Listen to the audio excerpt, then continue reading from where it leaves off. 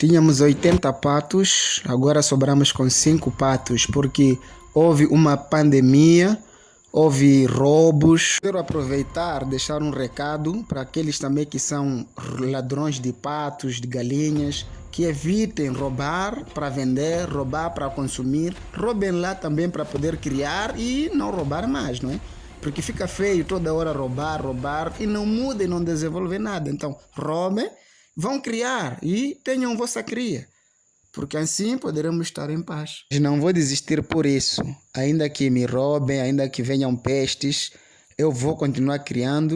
Se assistiu até aqui, Deus te abençoe. Inscreva-se no meu canal e ajude a crescer.